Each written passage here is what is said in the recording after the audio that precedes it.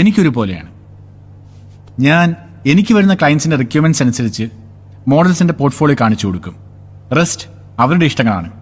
They decides and I use to go with their will. വളരെ ചുരുങ്ങിയ കാലം കൊണ്ടാണ് നരേഷ് കാസ്റ്റിംഗ് ഡയറക്ടറായി സിനിമയിൽ എത്തിപ്പെടുന്നത്. ആ സമയത്ത് നരേഷിൻ്റെ കൂടെ ഒരു പാർട്ട്ണർ ഉണ്ടായിരുന്നു. ഇപ്പോൾ അദ്ദേഹം കൂടെയില്ല. അയാൾ എന്തുകൊണ്ടാണ് പോയത്? ഞങ്ങൾ പരസ്പരം പിരിഞ്ഞതാണ്. സിനിമയിൽ കാസ്റ്റിംഗ് കൗച്ചുണ്ടെന്ന് നരേഷ് വിശ്വസിക്കുന്നുണ്ടോ? ഇല്ല.